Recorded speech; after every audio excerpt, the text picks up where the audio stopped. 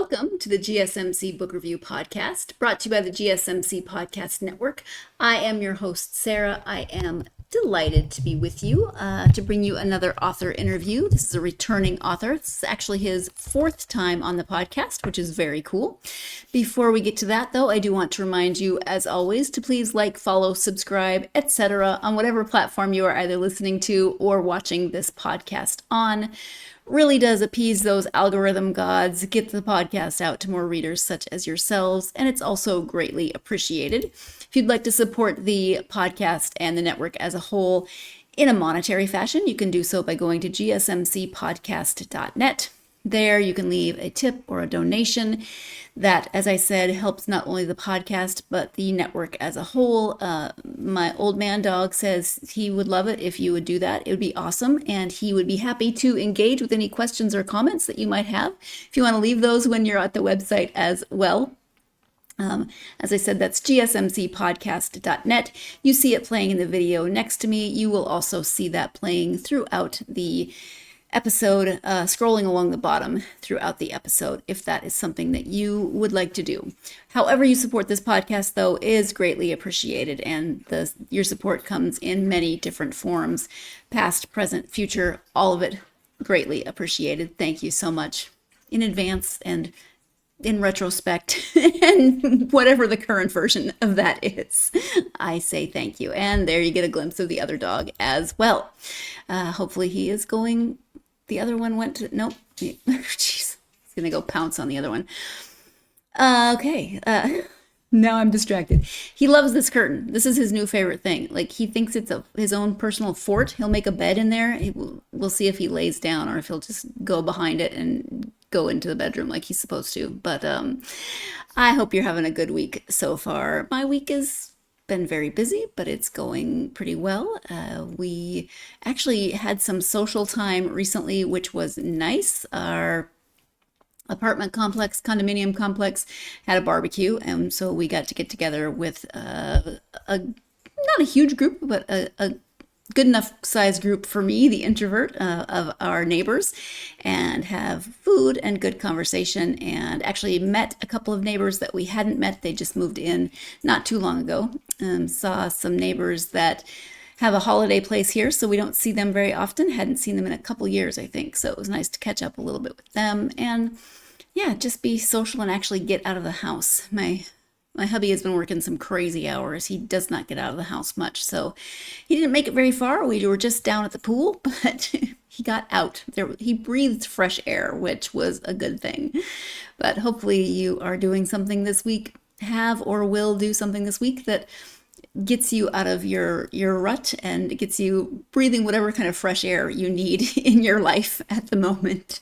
Let's talk about a book. As I said, this is returning guest Carter Wilson. He is here for the fourth time, this time to talk about the book Tell Me What You Did.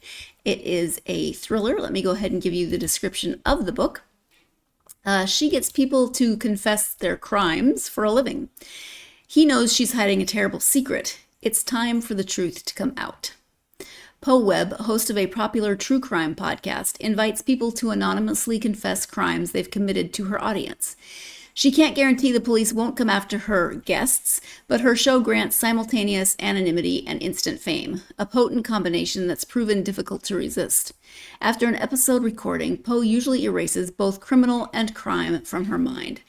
But when a strange and oddly familiar man appears on her show, Poe is forced to take a second look, not only because he claims to be her mother's murderer from years ago, but because Poe knows something that no one else does. Her mother's murderer is dead. She killed him. And that is the description of Tell Me What You Did. So if you are a fan of thrillers, you might want to check this out. If you are a fan of true crime podcasts, this might give you, kind of a different idea about true crime podcasts. This is not maybe your typical true crime podcast in that you don't get a story over several episodes or seasons of different crimes being committed, but instead you get different people on each show committing to something, confessing to something that they have done, some crime that they have committed. And you get all kinds of crimes committed, crimes confessed to, Poe is never quite sure what she is going to hear. She has a producer who vets all the calls, and so she likes to go in not knowing as much as she could about what she is maybe about to hear. So she's definitely surprised when this person, this guest, confesses. I keep saying commits instead of confesses to having been the one who murdered her mother. She knows this isn't true because she killed the man who murdered her mother. That's not a spoiler, but it's clearly in the description of the book, and you find it out fairly quickly in the story. So there's lots of twists and turns. This is told from a couple of different timeline perspectives, in that there's a live stream transcript of her with this guest. We're going to talk a little bit more about this, but they are having a conversation about all of this. He insists on it being a live stream, and things have definitely gone awry at that point. But if you are a fan of true crime podcasts and or thrillers, then yeah, you may want to check this out. I'm going to take that squeaky toy away from him in just a moment, I promise. I had not seen the note at the end of the book before I'd spoken to Carter. It was after the end of the last chapter, and he makes a note that there's a character in this book whose name is Alice Hill, and she is from his 2018 book, Mr. Tender's Girl. That was before Carter and I started speaking on the podcast, so I hadn't read that book, so I didn't recognize the name. But if you're a fan of Carter's and you've read all of his books and you've read Mr. Tender's Girl, Alice Hill from that book is actually in this book. A little bit of a crossover, so that may be something that you are also interested in. But didn't see that note until after I'd spoken to Carter, so didn't talk to him about that. Wanted to mention it in case you've read that book and are interested. Let's go ahead now and turn to the conversation with Carter. Again, the book is called Tell Me What You Did. The author is Carter Wilson. Hi, Carter. Welcome back to the podcast. It's great to be here. Thanks for having me back. I am happy to have you back. This is, I think, your fourth time on the podcast. I'm a pro on this. Yeah, it's very cool. You could just do it yourself, actually. Just I'll go get a coffee. Yeah. I'll just give the pitch that I've been getting. Now, what I like about this is that it's not necessarily totally the same formula. So that's why I've been back 4 times. Well, I appreciate that. And it's always interesting to see what has come out of your brain in terms of eek. But before we get to the book and the eek, just introduce yourself, please. Yep. So I'm Carter Wilson. I'm the USA Today and Publishers Weekly best-selling author of now 10 psychological thrillers, are all standalone thrillers. And I just signed or about to sign a 2-book deal for my next 2, so that'll bring it up to 12. So that's me in a nutshell in terms of being a writer. Nice. So you'll get to that dozen, and then you got to shoot for the baker's dozen after that, right? Yeah. You just keep, this sounds very pretentious in a way, but at some point you just kind of stop thinking about, oh, I've written 10 books. It's just like, oh, this is what I do. Right. If you're in a corporate job, you don't think about like, oh, I've produced this many like inspection reports. It's just like, this is my job, and I just kind of keep at it. And once in a while you look back, you're like, oh yeah, I've done a decent amount. That's cool. Yeah, absolutely. Well, this one's called Tell Me What You Did. So, tell me about the book. It's kind of an interesting book. The previous book that we discussed was The Father She Went to Find, and that was a bit of a struggle of a book for me for various different reasons. And it became very complex. It was rewritten so many times. And I remember when I sat down to write Tell Me What You Did, I am just in the mood to write something in your face, straightforward, haunting, but not necessarily overtly complex. And the idea came from a buddy of mine, who loosely kind of gave me a podcast recommendation about a podcast where people can just leave anonymous apologies onto this voicemail line. And I always thought that was cool. And I immediately thought like, well, what if it was a confession and not an apology? And that was the inception of the book. I'm like, I'm going to write a book about a podcaster whose podcast people call in and they give confessions to crimes that they committed anonymously. So it tells the story of 30-year-old Poe Webb, who is the host of basically the #1 true crime podcast in the country. called Tell Me What You Did. And that's the conceit. People anonymously call in and confess crimes. And she gets a call on one of her shows, and this really creepy guy who seems vaguely familiar, his confession is that he murdered Poe's mother. This is obviously shocking to Poe. Poe knows her mother was murdered. In fact, Poe, as a 13-year-old girl, witnessed her mother's horrific slaying. But she knows this can't be the guy because she spent the next 8 years of her life tracking this guy down and murdering him herself. So it becomes this whole, who is this person? And if he is actually who he claims to be, who did I kill? So it's a creepy book. Yeah, yes, it is. So the inspiration for the podcast portion came from the confession or the apology podcast idea. And that that's all it takes. Exactly. An offhand comment, and your brain just goes, "Well, what if?" It's that what if that is critical to the writer's brain. Yeah. So how about Poe's backstory? Where did that idea come from? That just builds because I sit down and, I don't outline, so I don't have this fully fleshed character. I started sitting down and thinking like, I didn't even know who Poe was or if Poe was male, female, whatever. I just started writing. And as you kind of start writing that first chapter, you're like, oh, okay. And I remember when I originally wrote the draft, or at least the first portion of the draft, I was just writing her journal. And I'm just like, that's how I'm going to get a sense of her. This is her journal. And that journal eventually became podcast transcripts. But through that journal, I started to kind of see her in my own head. And I just knew what I knew more than anything is that this is an angry person.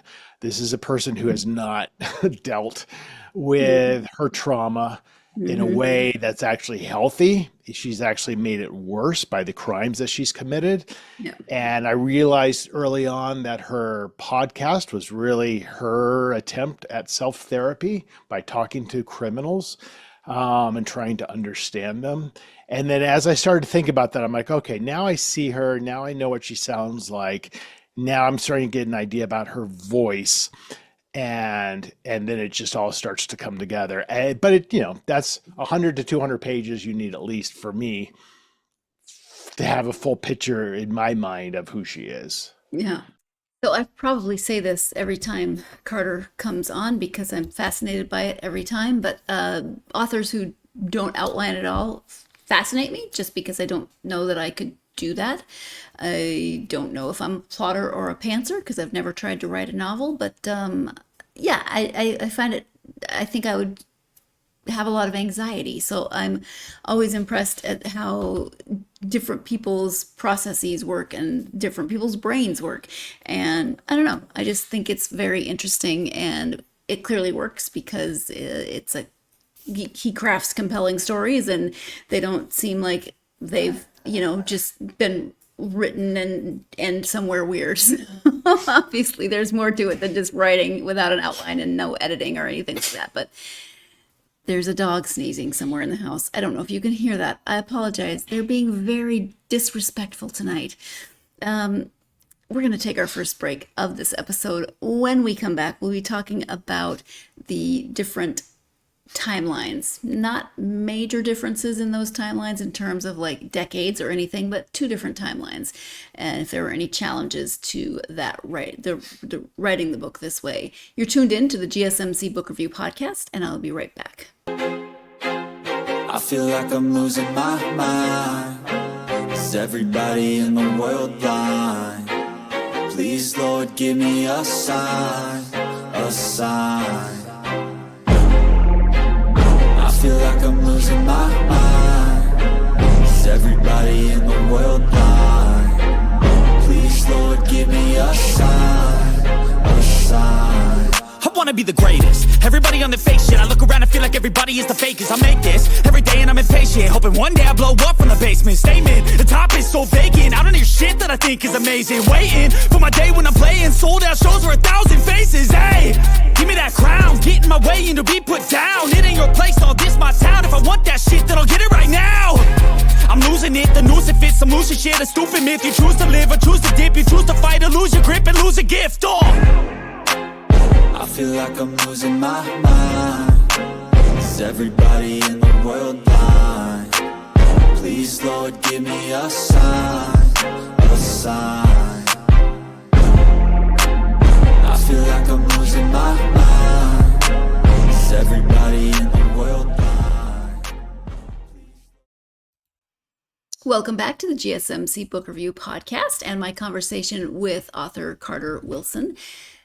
One more quick reminder, your second and final reminder, that if you do want to support the podcast and the network as a whole in a monetary fashion, you can do so by going to gsmcpodcast.net. There you can leave a tip or a donation. As always, it's greatly appreciated. You can leave a question or a comment as well.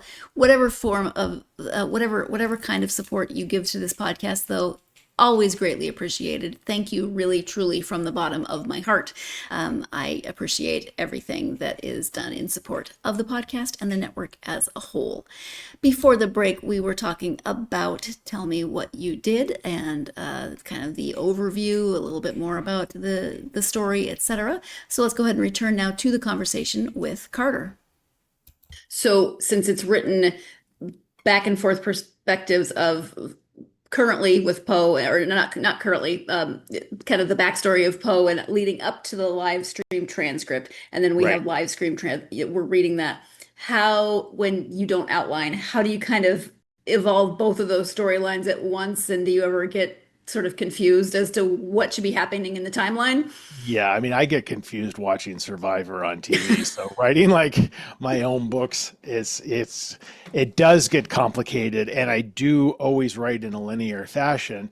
So you basically have a podcast transcript between two people that is kind of the penultimate scene of the book.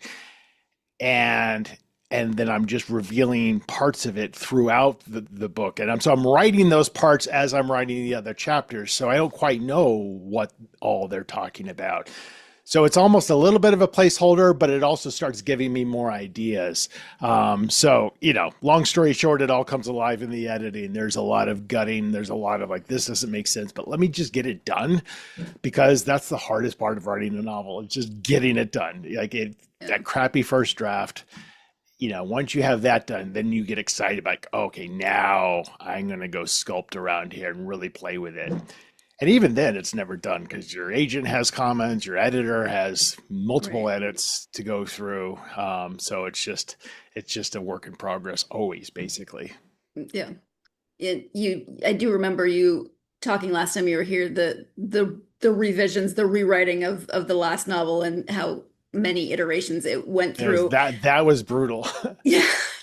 And I'm going through that now with my next book. Oh, no. Because, it's just always the case. It's like your editor says, I would love to see this person be an entirely different character. And you're like, oh God. And then you start realizing like, that's a really smart idea. And no matter how smart of a writer you are, you really can't see that, I think, as you're writing. So to me, it's always just like, I should always mentally budget, 2 to 4 months of revisions, editorial revisions. And that's just part of kind of the timeline of everything. Yeah. I'm projecting my own reaction to that. And I think my first reaction would just be to either want to throw something, swear, or cry. And then I would, suck it up and do things. But my first reaction would always be like, oh, dear God, I can't. Yeah, I think you want to get to a place as a writer when you get that editorial letter or you have the editorial conversation where it will never not be overwhelming. It will always be that. But if you get to the point of confidence where they say, here's where I'm struggling with your manuscript, and they outline a number of different things, the feeling, if you can get to a point where you feel like, okay, I can fix that. I don't know how yet, but I know I'm capable of it. That's, to me, when you become a writer. If you're just like either precious about it, or you can't recognize really good advice, or have a complete inability to know how to solve that problem, I think you're still learning. Yeah, makes sense.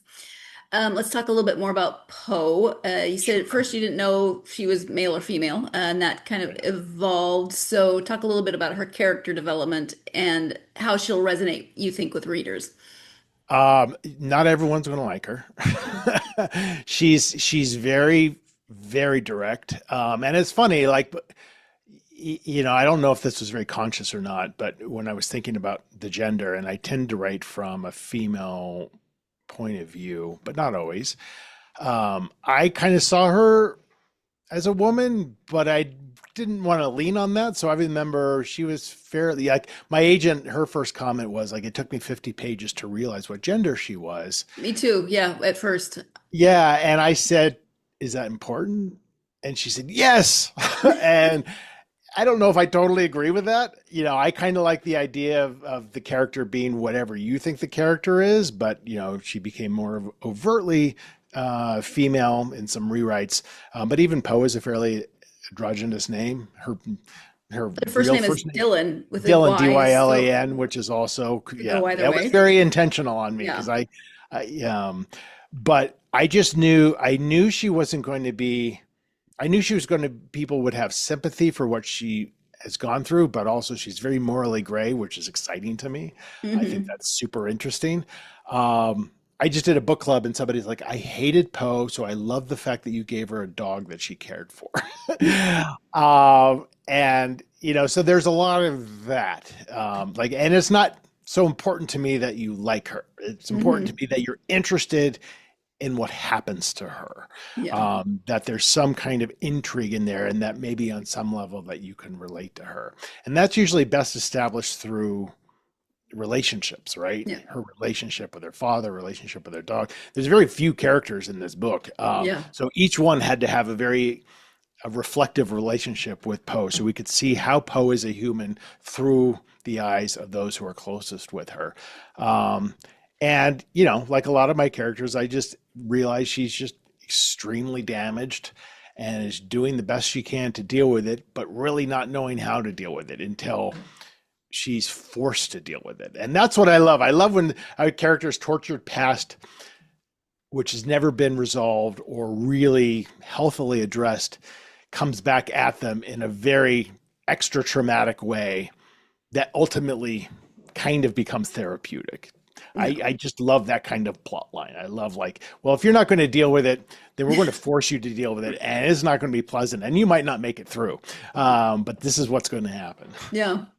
You said earlier she's very direct, which she is, but she's also extraordinarily not direct in that she has been lying to the two men in her life, her boyfriend and her father, for a very long time. Right. And I love, the weight of lies is, at least personally, I hate lying. I'm not going to say I never lie, but I'm not good at it. And the guilt and the heaviness of it adds up. And I love the idea of hiding something so extraordinary in a character that it just, day by day just chips a little bit off of their soul. And they don't see it necessarily, but they, those closest to them can see over time, you are not the same person that you used to be. And so you need this, relief valve. But that opening up that valve can kill you. Yeah. I love those kind of stakes. Yep.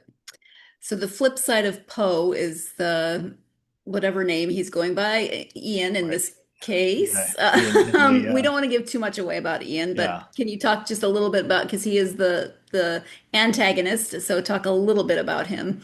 Yeah. Again, without saying too much, he is the person who calls in and confesses to having killed Poe's mother. I had a very specific look in my mind for him. I knew that he was exceptionally thin, and that he had blazing eyes. That's probably about the most that I described him, but I just had him in my mind, whether I describe him or not. And you don't really understand why he is he's so obsessed with Poe, but it's important to me that antagonists have something beyond I'm just evil, and so I'm obsessed, and so I'm coming after you. That is boring to me.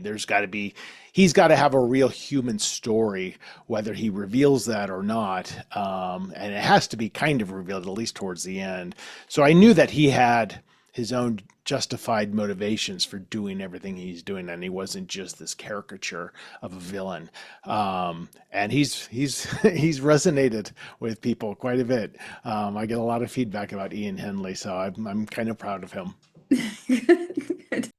I'm not sure that fond is exactly the word I would use in describing my feelings toward the antagonist of this book. But I guess I can kind of see where Carter is coming from. When you spend so much time with a character and you write them and you write their story and figure out what makes them tick, you might have a certain kind of fondness for them. But yeah, I'm not sure that that's the exact word that I would use. But I get it. You'll have to read the book and decide how you feel about the character for yourself. We're going to take our second break of this podcast. When we come back, we'll be talking about balancing. I love to refer to it as the eek and the ick. So that's what we'll be talking about when we come back. You're tuned in to the GSMC Book Review Podcast, and I will be right back.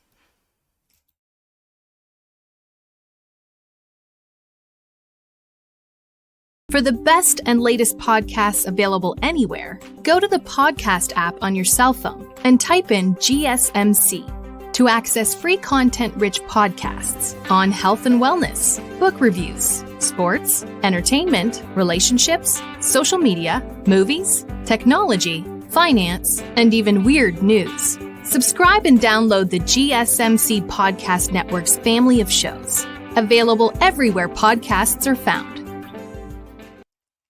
Welcome back to the GSMC Book Review Podcast and my conversation with Carter Wilson. Before the break, we were talking about Ian Hindley, who is the antagonist of this book, and Carter's feelings toward that character. And I realized after the fact that he actually said proud, not fond. So clearly I misheard that. That makes so much more sense than fond. So just disregard everything I said before the break about fondness towards the antagonist in this book. I can understand why he'd be proud with people's reactions. Yeah. Let's go ahead and return now to the interview with Carter. I mentioned the eek factor. For me, thrillers are eek versus ick. And yours generally contain both, but your ick is never like, oh dear God, I can't read another book by Carter because ugh. How do you balance that? Because they're not pleasant scenes in this book, but there aren't. But to me, the balance is, sex and violence, I think, need to play a very small role in most fiction. Most authors, I think, struggle to do both or either well. But, if you have a violent scene, it has to really have such purpose to it. Same with sex. It has to have purpose. It has to be meaningful. It has to drive the story forward. And when you write a violent scene, you think like, okay, is this gratuitous or is this really integral to the story? So I think when people think about, if you read all my books, you would probably think, oh, he's a violent writer. I think the truth is I'm not. I think the truth is, but when I get to those scenes that are important and integral, I don't hold back because I'm like, this is what happened and this is the reality of it. I'm not going to try to make anything pleasant because this is why this person is so scarred. And I'm going to show you. I'm not going to tell you about an exposition. I'm going to take you back in time and make you watch what she had to watch because I want you to understand what is she struggling with. So those are the ick scenes, but I really don't think I have a lot of those, but I think you think I have more because hopefully they're impactful. And sometimes you don't know that balance. That's why you have beta readers and agents and editors who will say like, hey, can we tone this back a little? And, to be honest, like nothing in my book was toned back from my agent or editor. They're like, yep. That makes sense to me. So, and that's what I enjoy watching. Like, there's nothing that drives me more nuts in a book than either gratuitous violence or violence without consequence. When the hero gets shot in the leg and they run away, I'm like, nope, do not run away from that. There's a tremendous book I have called How to Write Violence, and it was authored by a former prison warden. And it just really goes into detail. I'm like, this is what happens to the human body when you get punched in the face. And, the reality of violence, I think, is really important in my books because you have to be able to taste that impact in a way.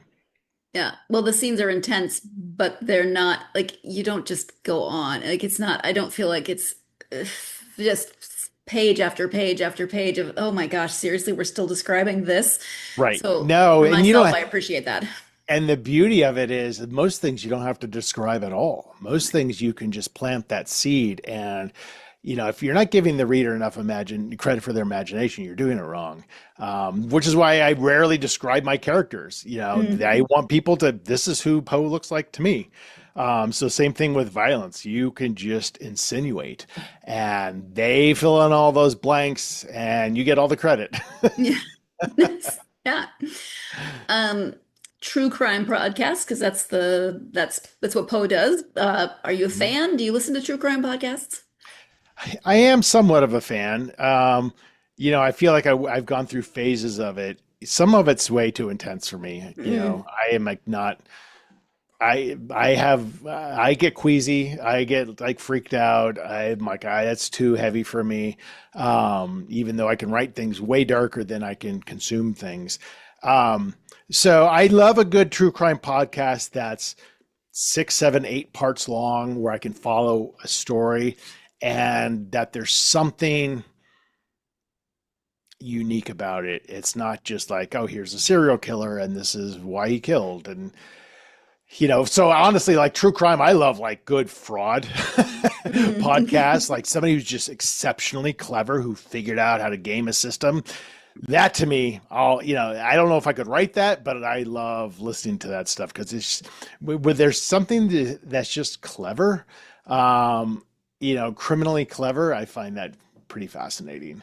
Yeah, it's like those movies that have the plot where everything has to fall into place exactly. Like a caper movie where everything just has to fall totally like exactly into place. an Ocean's 11. You're just like, okay, there's all these different moving parts, and I love the cleverness of how it all has to lock together, or Knives Out or something like that. Yeah, exactly. Any particular research that you did for this book? A very little. I say that flippantly. I don't remember having to go and do a lot. I tend not to do research, mostly because I don't like it. But you have to, obviously. But if you write from the perspective of somebody who is not in a specialized government field or a pathologist, Poe is a podcaster. I get that. It's not complicated. So research usually comes down to the setting, comes down to, would it make sense on a computer system for this to do? Okay, let me Google that.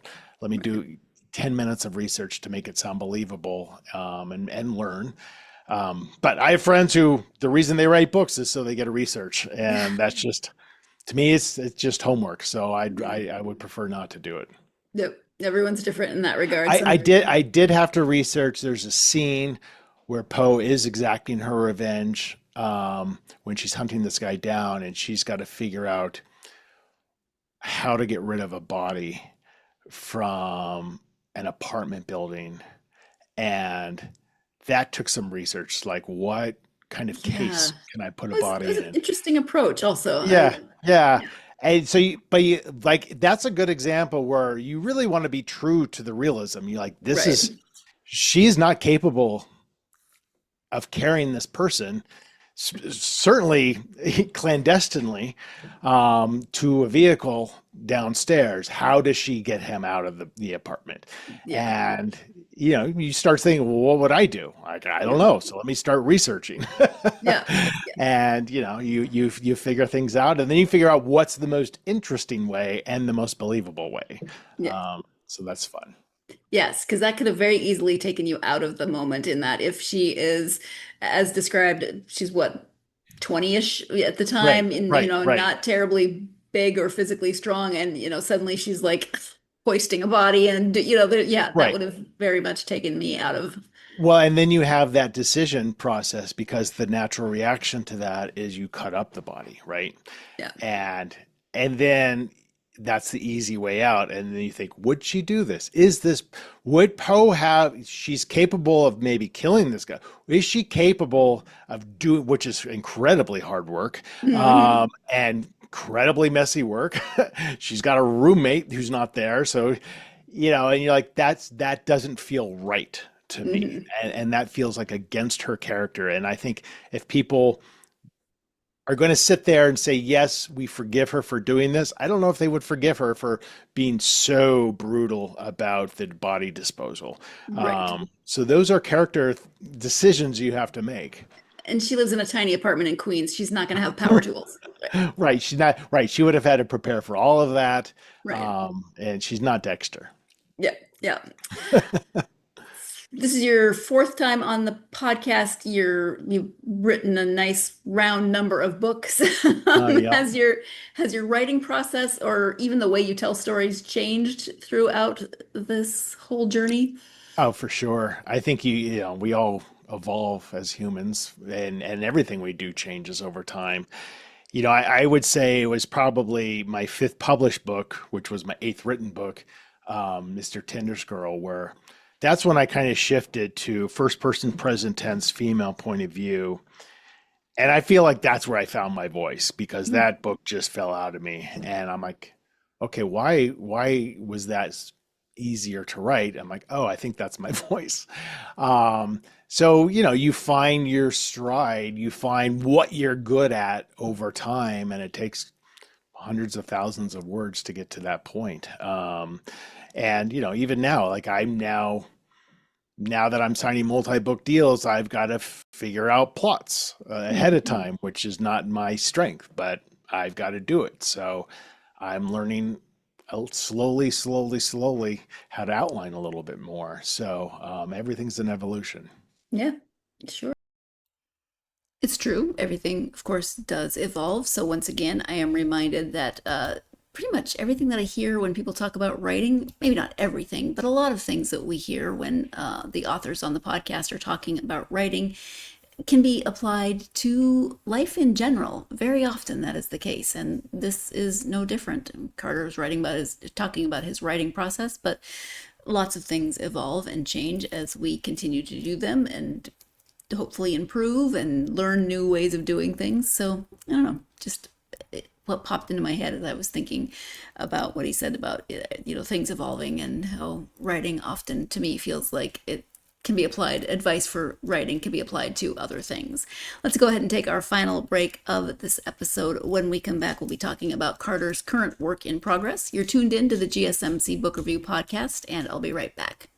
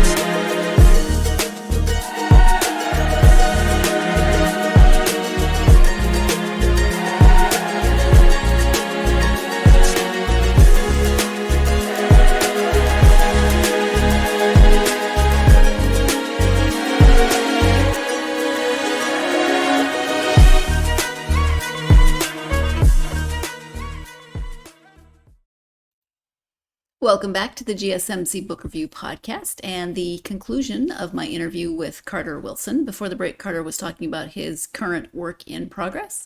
Let's go ahead and finish that conversation. You mentioned having a little bit of a struggle with the current book. So what can you tell me about this current book? I won't say it's a struggle. It's so this is another book that fell out of me. I love this book, and it'll probably won't be published till around November of 2026. It's the entire book takes place in 5 hours. Okay. And it's a woman, a mother, and she's hiding in this tiny, tiny, tiny, tiny mountain town in Colorado, with her 12-year-old daughter, escaping what she did in her previous life back in Miami, thinking these people are going to come for her eventually. And people do come for her, but they're totally different people and they have the wrong house. And so it's during a snowstorm 2 days before Christmas. These people show up, wrong house, but now they've got to decide what to do with this person. And then she's got to decide what to do with them. So it's really dark and it's claustrophobic and it's frantic. And I think so. These people, when I say these people, all those people are changing. I had an idea about who these people were coming to our house. And then after talking to my agent, my editor, we've shifted that. So the rewrite is kind of the intruders. And it's so much more interesting now. I'm in the middle of the rewrites, but it's so much, it's so much stranger and so much kind of creepier than it was before. So, a good Christmas story. So I'm excited. Yeah, sure. Sounds exactly right. Right up there with Die Hard.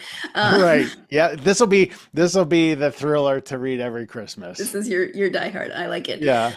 We'll come back for that one because I already have questions. Yeah. It's been about actually, I think it's like 1 week less than a year since the last time I talked to you. If I'm remembering the date right. Okay. What have you been reading? Anything that stands out? I've been reading a lot of thrillers, which I don't typically read much fiction, but I've been doing a lot of blurbing lately, and I've been a judge in a contest, and so it's just a lot. So that's I have 2 times that I read during the day. One is usually around 5 in the afternoon. That's my work reading, so that's like a blurb or something like that. And then at night in bed is my pleasure reading, and that tends to be mostly nonfiction. I just read The Thief and the Spy by Ben McIntyre.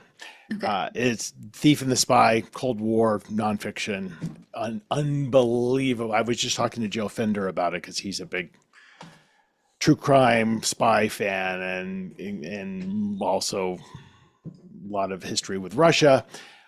He's like, yeah, that's one of the best books ever written about Cold War spies. Yeah, so I highly recommend that one. Okay, thanks.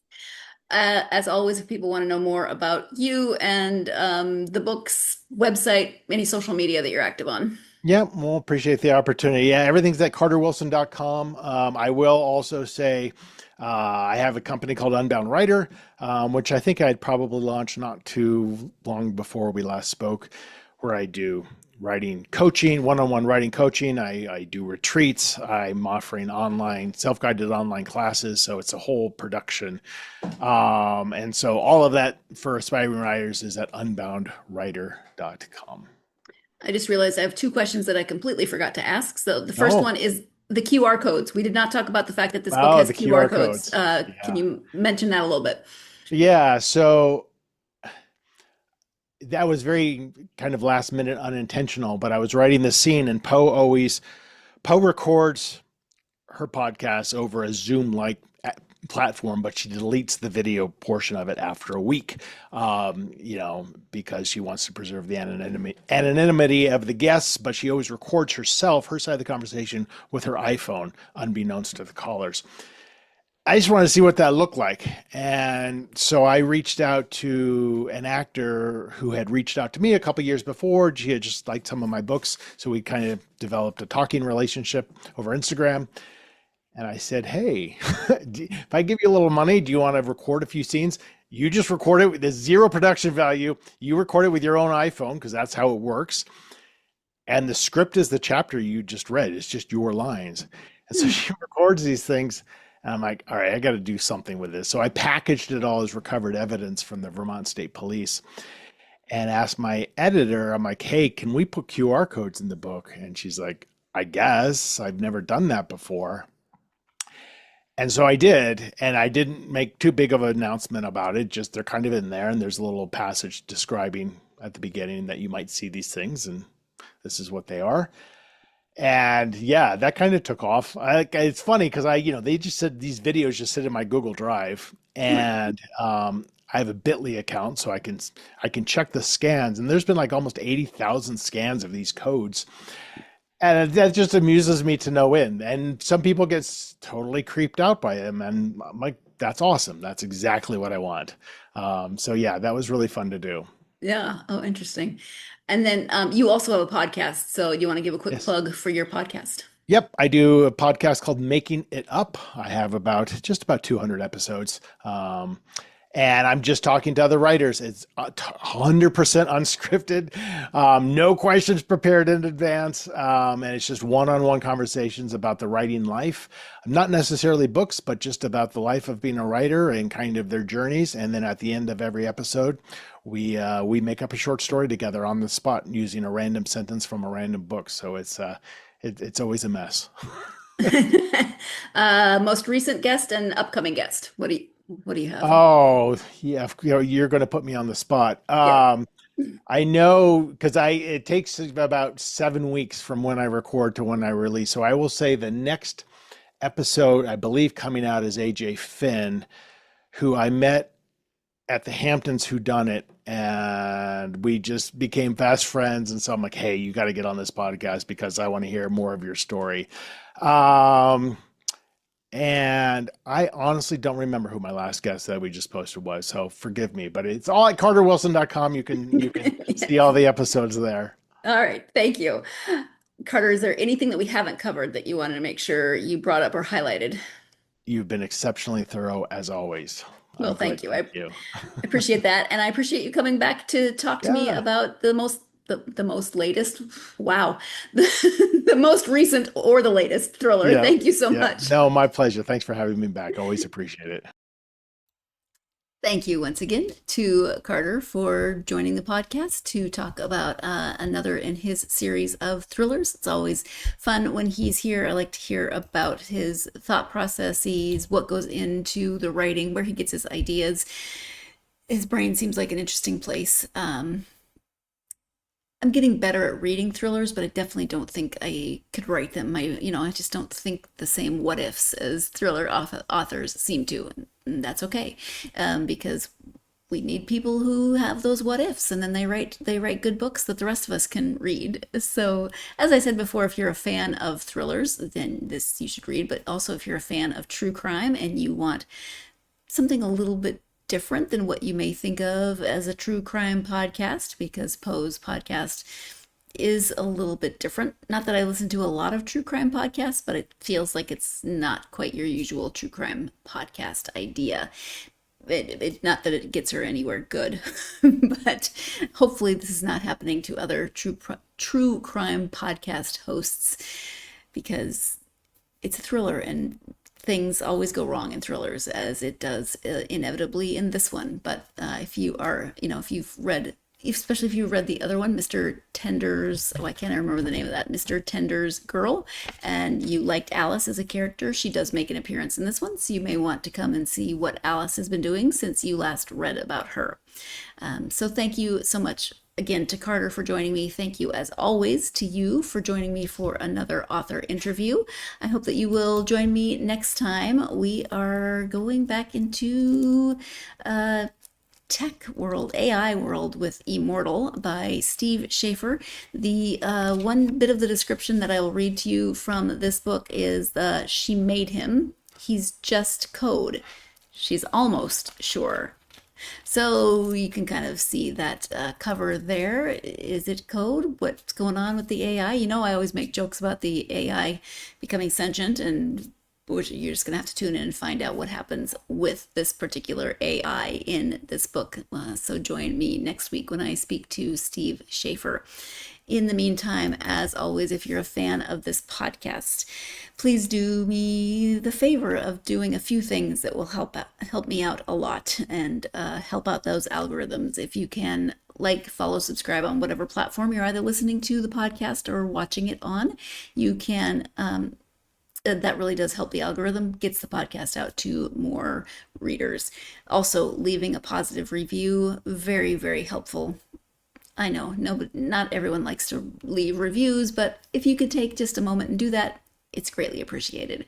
Finally, if you're on social media and you want to follow the podcast, you can do so on Facebook, X, Instagram, TikTok, and Blue Sky. Love hearing from you. I know I always say it, but I really do always mean it. So come find the podcast. You get me as well, and hit me up with those burning book-related questions that you have, or comments. Love to hear your comments. Hope you're having a great day. It is the middle of the week. I hope you are on that downhill slide to the weekend and have something to look forward to. But as always, my biggest wish for you is that the week, whatever else it gives you plenty of time to get yourself lost in a good book. Thank you so much, and I'll see you next time.